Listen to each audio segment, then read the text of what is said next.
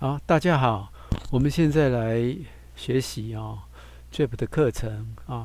杂项的运用是音效的部分我们知道 JAP 它主要是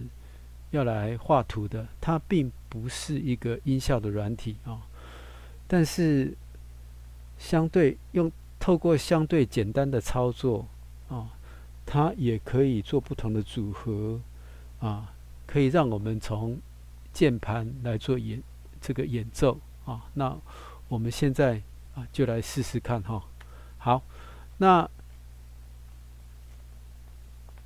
这个我们今天介绍的就是音效，还有它相关的指令介绍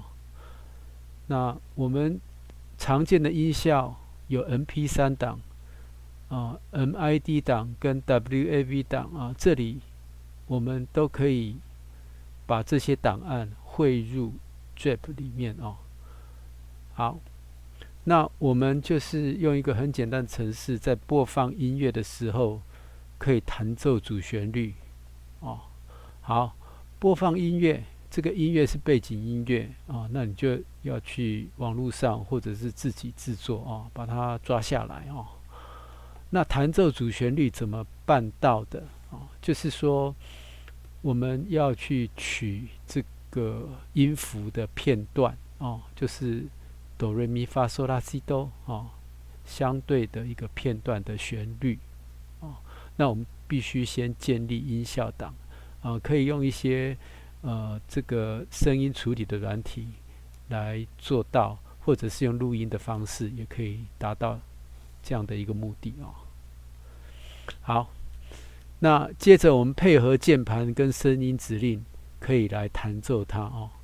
那这里要注意的是，请你用 WAV 档来当做键盘乐器的音乐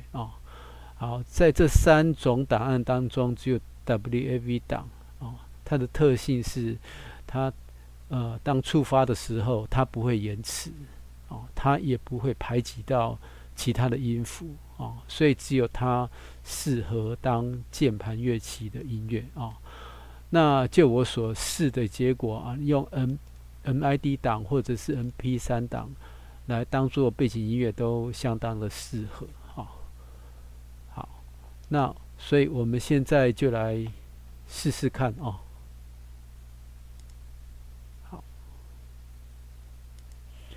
好，这里这个地方我已经把它写好了那我们可以来看看它按右键我们可以看到这一个 MID 档它的歌名叫停停脚已经录制好了在这里等一下我们来做一个播放的时候，它就会演奏出来。好，另外呢，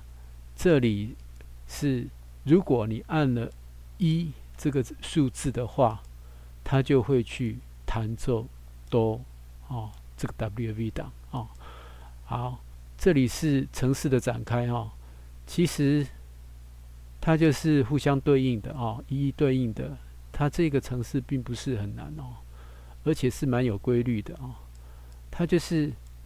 按下它就播放哆；按下它就播放 re 以此类推那所以呢，当你在执行这个程式的时候，你按这个按键，它就会发出声音来而这个程式是从这里开始，然后跳到第2行跳到第2行的尾巴之后，它又从头开始。所以如果它是被执行的话，它是一个无限的回圈我们可以在演奏完之后按一个 stop 让它停止。好，那我们现在就来试试看。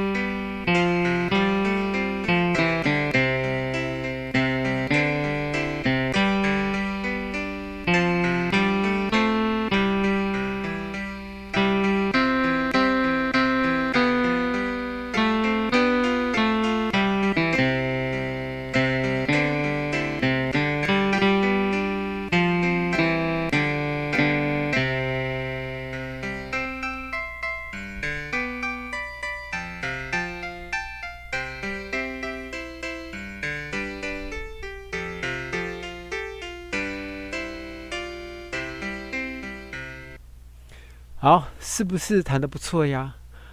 希望大家都能够找到自己喜欢的音乐